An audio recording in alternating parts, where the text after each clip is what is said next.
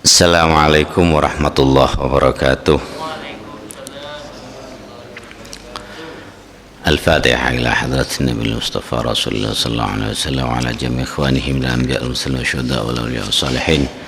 Thumma ila abaina wa ummahatina wa ajdadina wa jaddatina wa usulina wa furu'ina wa muallimina fid din wa dhal huquqi alaina wa jami'al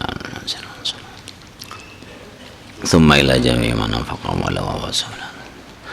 Al-Fatihah. A'udzu billahi minasyaitonir rajim. Bismillahirrahmanirrahim. Alhamdulillahi rabbil alamin arrahmanir rahim maliki yaumiddin. Iyyaka na'budu wa iyyaka nasta'in. Ihdinas shiratal mustaqim. Shiratal ladzina an'amta 'alaihim ghairil maghdubi 'alaihim waladdallin. Alhamdulillah. Alhamdulillah. Hamdan katsiran kama amar. Wa asyhadu an la ilaha illallah wahdahu la syarika lah irghaman liman jahada bihi wa kafar. Wa asyhadu anna sayyidana Muhammadan abduhu wa rasuluh sayyidul khalaiqil wal jinni wal basar. Allahumma salli wa sallim ala sayyidina Muhammadin wa ala alihi wa ashabihi matta salat ainun min nadharin wa udhunun bi khabar. Ma'asyiral hadirin rahimakumullah. Marilah kita panjatkan puji syukur kehadirat Allah Subhanahu wa taala yang tiada pernah berhenti memberikan nikmat kepada kita. Maka selayaknya kita juga jangan pernah berhenti bersyukur, mensyukuri nikmat yang diberikan Allah kepada kita. Ma'asyiral hadirin, masih pada situasi bulan Rajab, karena begitu uniknya bulan Rajab, agungnya bulan Rajab, seakan-akan keagungannya tidak pernah habis untuk kita kupas. Keistimewaannya juga luar biasa di bulan Rajab ini, walaupun tidak ada hadis sahih yang mengatakan bahwa ada amalan-amalan tertentu yang sebaiknya kita lakukan di bulan Rajab. Jadi hadis tentang amalan-amalan di bulan Rajab itu kebanyakan tarafnya nggak sampai sahih, artinya masih ada pada taraf hasan, paling tinggi hasan, atau yang di bawahnya lagi itu hadis dhaif. Malah yang maudhu juga banyak. Maudhu itu berarti palsu, kalau dhaif itu lemah, tapi karena untuk fadhailul amal boleh kita amalkan. Karena ada pihak-pihak yang lebih berhati-hati terhadap penggunaan hadis, mereka itu tidak mau sama sekali memanfaatkan hadis yang tingkatannya dhaif. Walaupun ada sebuah buku yang membela tentang hadis-hadis dhaif. Jadi meskipun didhaifkan, tapi karena itu sudah dilaksanakan oleh banyak ulama, maka hadis itu walaupun dhaif tapi ma'mulun bihi, diamalkan. Ya, banyak imam-imam itu yang mengamalkan amaliyah di bulan Rajab ini, walaupun hadis yang diterima itu adalah hadis dhaif. Ma'asyiral hadirin rahimakumullah. Seperti kita tahu bahwa kata Rajab itu ada yang memahaminya dari kata tarjib. Tarjib itu artinya mengagungkan atau memuliakan. Kemudian di dalam Al-Quran tidak ada kata yang jelas mengatakan bulan Rajab, tapi Allah nyindir menyebut bulan Rajab itu sebagai Asy-Syahrul Haram, artinya bulan yang dihormati, hormat. Kalau di Indonesia istilah haram itu sesuatu yang harus ditinggalkan, tapi sebenarnya haram itu dari kata hormat. Kalau ada bulan haram berarti bulan itu harus kita hormati. Ya. Kenapa harus kita hormati? Karena di bulan Rajab ini sebelum Islam datang itu memang sangat dimuliakan. Tidak boleh ada hal-hal yang bertentangan dengan budaya, ya. Termasuk di dalamnya ada larangan perang. Dalam Al-Quran disebutkan ada arba'atun hurum, ada 4 bulan mulia, ada 4 bulan yang dihormati. Ya. Dalam kitab-kitab tafsir disebutkan bahwa 4 bulan tersebut adalah bulan Rajab sebelum bulan Ramadan, sebelum bulan Sa'ban, dan setelah bulan Jumadil Akhir. Kemudian berturut-turut setelah bulan Syawal, yakni bulan Dzulqa'dah, bulan Dzulhijjah, dan bulan Muharram. Ada yang berpendapat bahwa bulan Dzulqa'dah dan bulan Muharram ini kenapa dimuliakan?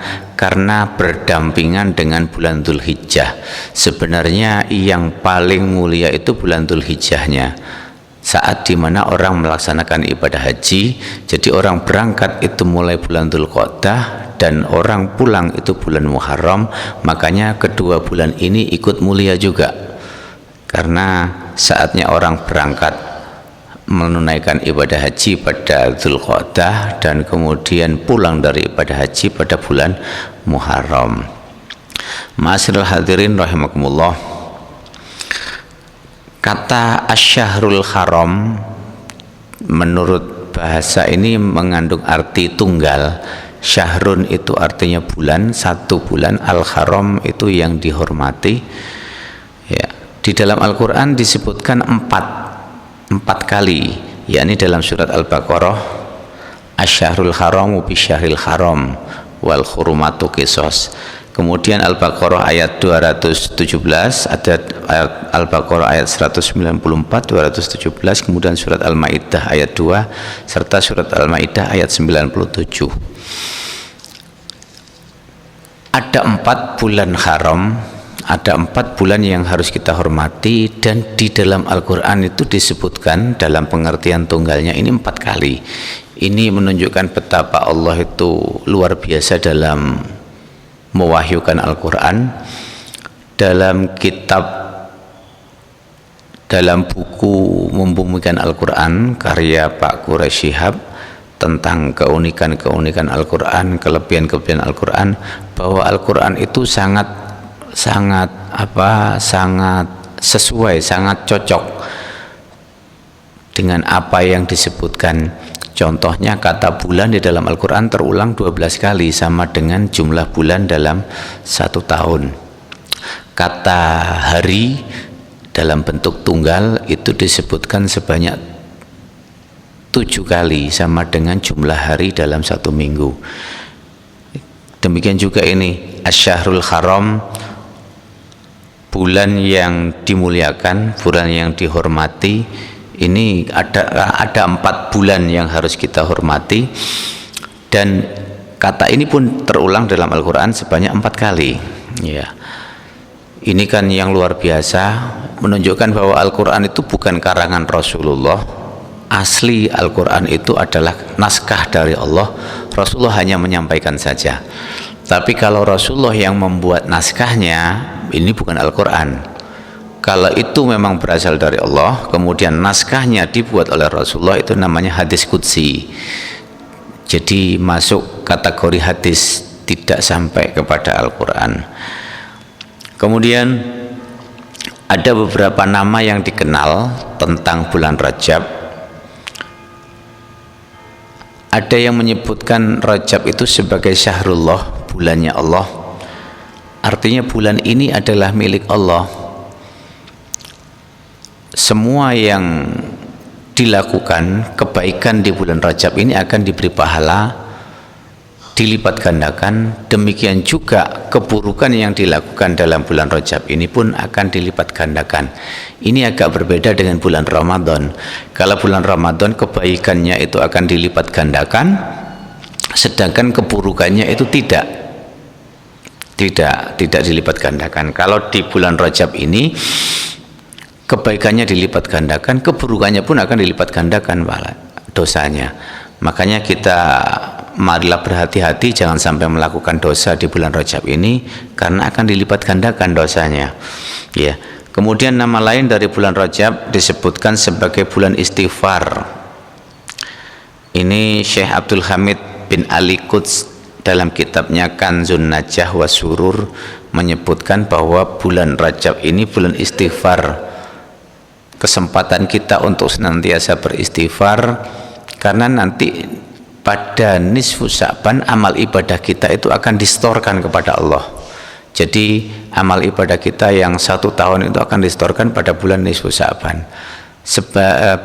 Bulan Sya'ban saatnya pada bulan Rajab ini kita perbanyak istighfar, sebab nanti setoran amal ibadah kita ini biar terisi dengan hal-hal yang positif. Makanya di bulan ini sebaiknya kita banyak beristighfar.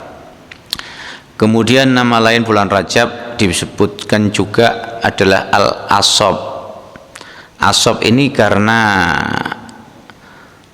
di bulan Rajab ini pahalanya itu mengalir deras, makanya disebut Asab. Asab itu artinya mengucur, mengalir. Kebaikan dan keberkahan di bulan ini itu seakan-akan seperti air yang mancur deras, mengucur deras seperti itu. Makanya di bulan Rajab ini disebut juga Al-Asab. Ya. Kemudian nama lain bulan Rajab ini Asom. Asom itu artinya bisu. Bisu tidak ada suara apa-apa. Ya, atau yang tuli. Karena di dalam bulan Rajab ini tidak ada dentingan suara senjata perang beradu. Jadi di bulan Rajab ini diharamkan untuk berperang. Tapi sebagaimana disebutkan dalam surat Al-Baqarah ayat 194, ya, Asy-syahrul haramu bisyahril harami wal hurumatu qisas. Di dalam bulan haram ini tidak boleh melakukan perang, tapi ada kisos. Kalau memang kita diserang itu harus membalas. Jadi kita tidak boleh memulai terlebih dahulu, tapi kalau kita diserang harus membalas. Artinya tidak boleh berperang dalam hal ini, kita tidak boleh mendahului. Tapi kalau seandainya terpaksa kita melawan, harus dilawan. Kita jangan diam saja. Ya, jadi sabar itu bukan berarti diam kemudian tidak melakukan apa-apa, tapi sabar itu adalah memberikan reaksi positif terhadap sesuatu yang terjadi. Jadi orang yang sabar itu memberikan reaksi positif. Kalau reaksi positif itu yang keluar setelah seseorang ditimpa musibah, berarti dia termasuk orang yang sabar. Tapi kalau dia tidak melakukan apa-apa setelah ditimpa musibah, bukan berarti itu sabar. Bisa jadi ada hal yang lebih baik yang harus dilakukan, menyikapi kondisi yang diterima, itu adalah sabar. Di bulan Rajab ini tidak boleh ada peperangan, artinya tidak boleh memulai peperangan. Tapi kalau sudah digarai, maka sebaiknya itu dilawan. Apalagi kalau terkait dengan menjaga nama baik agama, itu apapun harus kita lakukan. Ya. Kemudian nama lain dari bulan Rajab, ada yang menyebutnya sebagai bulan Rajam. Karena pada bulan ini setan-setan itu dirajam, dilempari batu oleh para malaikat, sehingga mereka tidak bisa mengganggu para wali, mengganggu para orang-orang yang soleh dalam beribadah. Jadi setan, kalau di bulan Ramadan setan itu dibelenggu, ya. Idza jaa Ramadan futihat abwabul jannah wa ghuliqat abwabun nar wa sufidatis sayatin. Kalau datang bulan Ramadan, maka niscaya akan dibuka pintu surga, akan ditutup pintu neraka, dan setan-setan itu dibelenggu. Kalau di bulan Ramadan setan itu dibelenggu. Tapi kalau di bulan Rajab setan tidak dibelenggu, tapi dilempari batu. Makanya di bulan Rajab ini setan, ya, karena dilempari batu sehingga nggak sempat untuk menggoda orang-orang yang beramal soleh. Tapi mereka yang tidak soleh akan tetap tergoda. Ya, jadi dalam bulan Rajab ini Allah tidak menutup pintu neraka, artinya yang melakukan dosa itu masih cukup besar. Tapi kita perlu waspada karena di bulan Rajab ini dosa pun akan dilipat gandakan, sebagaimana Allah melipat gandakan pahala dalam beribadah di bulan Rajab ini. Masyarul hadirin rahimakumullah, Secara jelas Allah menyebutkan dalam surat At-Taubah ayat 36 tentang adanya bulan-bulan yang diharamkan, yang dimuliakan. Haram bukan berarti dilarang, enggak, tapi maksudnya di sini dihormati. Allah berfirman dalam surat At-Taubah, a'udzubillahi minasyaitonirrajim, bismillahirrahmanirrahim. Inna iddatasyuhuri indallahi 12 syahra. Sesungguhnya hitungan bulan ini menurut Allah itu adalah 12. Fi kitabillah, dalam catatan Allah, dalam ketentuan Allah. Yauma khalqas samawati wal ard, hari Allah menciptakan langit dan bumi, minha, pada bulan-bulan itu, arbaatun hurum, dari bulan-bulan itu ada 4 bulan yang dihormati, hurum, yang dihormati. Dzalika dinul qayyim, ini adalah ketentuan agama yang lurus. Fala tadlimu fihin, janganlah kalian semua berbuat zalim pada bulan-bulan itu. Anfusakum, dirimu sendiri. Wa qatilul musyrikin kafah, dan memerangi orang-orang musyrik secara total. Kama yuqatilunakum kafah. Jadi di bulan haram ini boleh memerangi orang-orang musyrik kalau mereka itu menyerang kita, memerangi kita.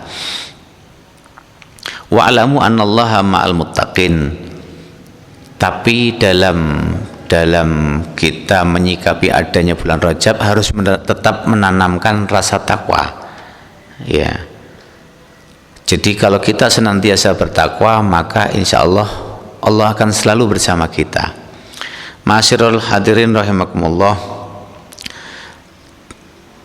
Di sini ada beberapa catatan tentang bulan haram, tapi pernah saya temukan dalam sebuah terjemah, di situ yang dimaksud bulan haram itu bulan Rajab tidak termasuk di dalamnya. Tapi sebenarnya bulan haram, bulan-bulan yang dihormati itu ada 4. Memang ada 3 yang berurutan, yakni Dzulhijjah, Dzulqa'dah, Dzulhijjah, dan Muharram. Kemudian ada 1 lagi yang terpisah, yakni bulan Rajab. Ada yang mengartikan bulan-bulan haram itu bukan 4 tapi cuma 3. Ya, saya masih belum tahu alasannya kenapa kok di situ disebutkan cuma 3. Sebenarnya di dalam Al-Quran ini kan jelas dikatakan ada 4 bulan haram. Ya. Kemudian ada catatan di situ tentang menganiaya diri sendiri. Kita sebenarnya kalau melakukan sebuah perbuatan dosa, maka niscaya kita harus yakin bahwa perbuatan itu akan dibalas. Kalau kita tahu bahwa perbuatan itu akan dibalas, kalau kita melakukan perbuatan dosa maka akan dibalas dengan siksa. Kalau kita melakukan perbuatan baik akan diberi pahala. Kalau kita yakin bahwa kita akan dibalas, melakukan perbuatan dosa akan disiksa, tapi kok tetap saja, itu kan sama halnya dengan kita menyiksa diri kita sendiri secara sengaja. Orang yang menyiksa dirinya sendiri secara sengaja itu sama halnya dengan dia telah berbuat aniaya.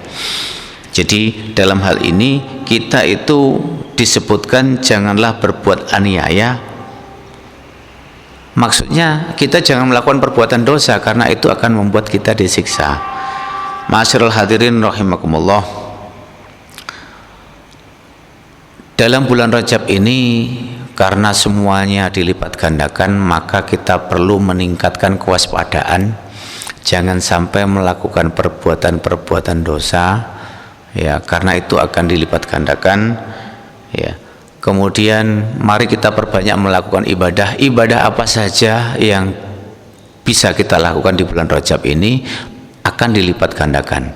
Bukan hanya puasa, bukan hanya sholat, mungkin juga membaca Al-Quran, mungkin juga bersedekah, ya. Semuanya itu layak untuk kita lakukan. Jadi tidak hanya puasa saja.